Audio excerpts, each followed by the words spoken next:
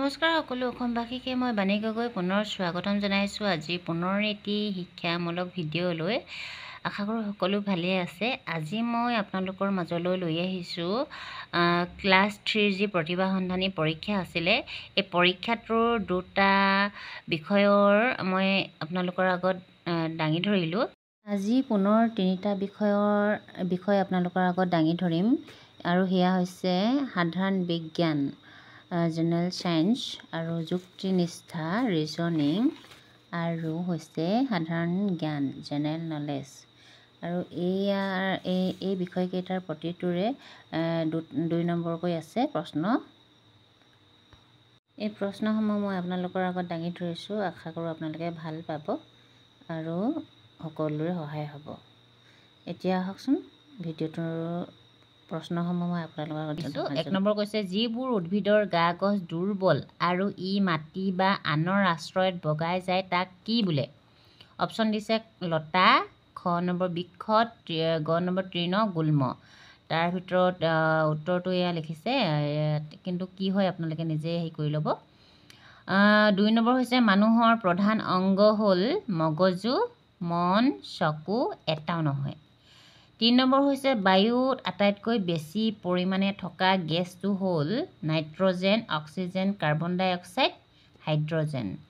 4 number হৈছে কেঁচু কি প্ৰাণী? বলয় প্ৰাণী, সন্ধিপদী, জলচৰ, এটাও নহয়।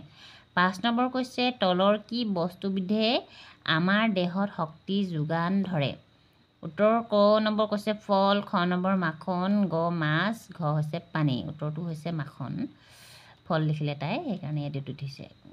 6 নম্বৰ কৈছে বস্তু কামুৰি খাওঁতে ব্যৱহাৰ কৰা দাঁতক বোলা হয় কিন্তক, জামি দাঁত, কুকুৰ দাঁত, এটাও নহয়। উত্তৰটো জানে যদি আপোনালোকে কমেণ্ট কৰিব। 7 নম্বৰ হৈছে চৰাই উৰিব পাৰে কাৰণ ইয়াৰ হাড়বোৰ ফোঁপোলা, গোটা, মজ্জা থকা, এটাও নহয়। উত্তৰটো হৈছে ফোঁপোলা। 8 নম্বৰ কৈছে ধান গছ কি জাতৰ উদ্ভিদ? বৃক্ষ, গুল্ম, লতা, এটাও নহয়। 9 নম্বৰ কৈছে হাঁহে নাকত থকা ফুটা দুটাৰে কি বিশেষ কাম কৰে? গোন্ধ লয়, উশাহ লয়, পানী উলিয়াই, মাত মাতে। 10 নম্বৰ হৈছে ফৰকাল ৰাতিৰ আকাশত হাতীপতি দেখা যায়। উত্তৰটো দিছে ক দক্ষিণৰ পৰা উত্তৰলৈ, খ পূবৰ পৰা পশ্চিমলৈ, গ ওপৰৰ পৰা তললৈ, ঘ এটাও নহয়। উত্তৰটো আপোনালোকে কমেণ্ট কৰিব। এতিয়া আহিছোঁ ঘ যুক্তিনিষ্ঠাৰ 10টা প্ৰশ্নলৈ। তাৰ প্ৰতিটোৰে 2 নম্বৰকৈ আছে। 1 নম্বৰ কৈছে ভাৰ্জিলে বেলি ওলোৱা ফালে মুখ কৰি থিয় হৈ আছে, গতিকে তেওঁৰ পিঠিখন পশ্চিম ফালে থাকিব। এটা গৰুৱে পূব মুৱা হৈ ঘাঁহ খাই আছে, তাৰ নেজডাল কোন মুৱা হৈ থাকিব? পশ্চিম মুৱা, তল মুৱা, পিছ মুৱা, এটাও নহয়। উত্তৰটো আপোনালোকে ক'ব। 2 নম্বৰ কৈছে খালী ঠাইত কি হ'ব? 21, 15, 10, 6। উত্তৰটো কৈছে 3, 4, 1, এটাও নহয়। 3 নম্বৰ কৈছে 2ৰ 3 গুণৰ 4 গুণৰ লগত 5ৰ 2 গুণ সমষ্টি হ'ব 34, 43, 16, এটাও নহয়। আপোনালোকে কমেণ্ট কৰিব। 4 নম্বৰ কৈছে অমিল কোনটো? হিমালয়, নীলাচল, কৰ্ণাচল, হাতীমূৰা। 5 নম্বৰ কৈছে তলৰ চিত্ৰ 3ডালৰ দীৰ্ঘতম কোনডাল? ক নম্বৰ এয়া দেখাইছে, খ নম্বৰ, গ নম্বৰ। এতিয়া কোনডাল হয় আপোনালোকে ক'ব। ক নম্বৰ কৈছে ৰেখা, খ নম্বৰ ৰশ্মি, গ নম্বৰ হৈছে ৰেখাখণ্ড, ঘ এডালো নহয়। 6 নম্বৰ কৈছে এখন সভাত ক, খ, গ, ঘ আৰু প্ৰথম চ বহি আছে। খ কৰ বাওঁহাতে, গ খৰ সন্মুখত, ঘ কৰ সোঁফালে আৰু প্ৰথম চ ঘৰ পিছফালে বহি আছে, কোন সোঁ মাজত থাকিব? উত্তৰ হৈছে ক, খ নম্বৰ হৈছে ঘ, গ নম্বৰ হৈছে খ, ঘ নম্বৰ এটাও নহয়। এইটোত অকণমান মগজু খটাব লাগিব, আৰু 3য় শ্ৰেণীৰ ছাত্ৰ ছাত্ৰীৰ বাবে এয়া হৈছে প্ৰশ্ন। 7 নম্বৰ হৈছে চিত্ৰটোত কেইটা বৰ্গ আছে লিখা। চিত্ৰটো দেখাই দিছোঁ, এয়া বৰ্গ কেইটা আছে লিখা বুলি কৈছে। 14টা, 10টা, 12টা, এটাও নহয়। আচলতে উত্তৰটো 14টা হয়।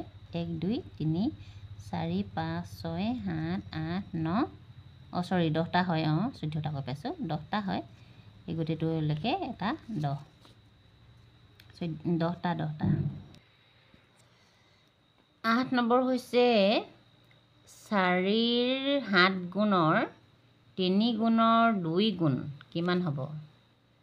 166, 168, 186, এটাও নহয়। 9 নম্বৰ কৈছে 5টা চৰাই গছ এডালত বহি আছে। পাৰ এটা ভাটৌৰ সোঁফালে বহি আছে। ঘনচিৰিকা ভাটৌৰ ওপৰৰ ফালে বহি আছে। পাৰটোৰ পিছতেই কাউৰী বহি আছে। বগলী কাউৰীৰ তলৰ ফালে বহি আছে। একেবাৰে সোঁমাজত কোনটো চৰাই আছে? উত্তৰ কৈছে কাউৰী, পাৰ, ভাটৌ, ঘনচিৰিকা। উত্তৰটো আপোনালোকে কৰি চাব। 10 নম্বৰ কৈছে অমিলটো বিচাৰি উলিওৱা। উত্তৰ মুম্বাই, নতুন দিল্লী, কলকাতা, চেন্নাই। তৃতীয় শ্ৰেণীৰ ছাত্ৰ ছাত্ৰীৰ বাবে প্ৰশ্নখিনি উপযুক্ত হয়নে নহয় আপোনালোকে বিচাৰ কৰি মোক কথাটো জনাব। এয়া আৰু এটা বিষয় আছে সাধাৰণ জ্ঞান। 10টা প্ৰশ্নৰ প্ৰতিটোৱে 2 নম্বৰকৈ। 1 নম্বৰ কৈছে অসম সাহিত্য সভাৰ প্ৰতীক চিহ্নটো অংকন কৰিছিল কোনে? পদ্মনাথ গোহাঁই বৰুৱা, নীলপৱন বৰুৱা, যুগল দাস, শোভা ব্ৰহ্ম। উত্তৰটো কমেণ্ট কৰিব। 2 নম্বৰ কৈছে ভাৰতৰ প্ৰথম ৰাষ্ট্ৰীয় উদ্যান কোনখন? সুন্দৰবন, গিৰ, কৰবেট, কাজিৰঙা। 3 নম্বৰ কৈছে বিশ্ব জল দিৱস পালন কৰা হয় 20 March, 21 March, 22 April, 5 June. 4 number কৈছে কাগজৰ নোট প্ৰচলন হোৱা প্ৰথম দেশ হ'ল চীন, ভাৰত, গ্ৰীচ, এখনো নহয়। তাই ভাৰত লিখিছে। 5 নম্বৰ হৈছে সকলো বস্তুৰ ৰং মটীয়া দেখা প্ৰাণীটো হ'ল ঘঁৰিয়াল, ঘোঁৰা, জেব্ৰা, চিম্পাঞ্জী। 6 নম্বৰ হৈছে ভাৰতবৰ্ষৰ সাহসিকতাৰ সৰ্বোত্তম বঁটাটো কি? পৰমবীৰ চক্ৰ, মহাবীৰ চক্ৰ, অশোক চক্ৰ, এটাও নহয়। বিশ্ব গড়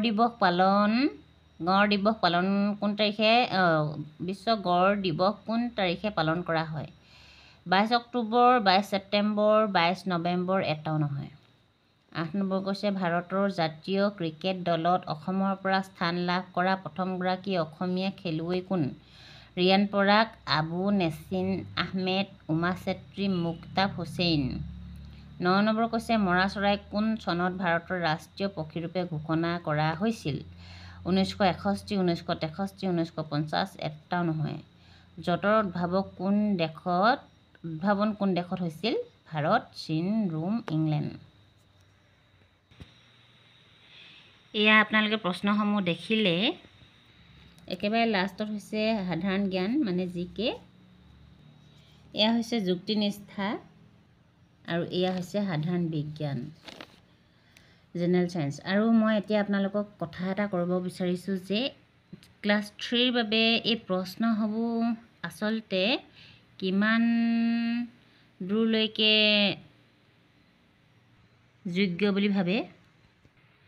আমি 3rd গ্ৰেডৰ বাবে দিওঁতে কিছুমান প্ৰশ্ন আহে যিবোৰ তেনেকুৱা ধৰণৰ আচলতে প্ৰশ্ন কটা যেন মোৰ অনুভৱ হৈছে। আপোনালোকে কি ভাবে কথাটো মোক জনাব কমেণ্ট কৰি।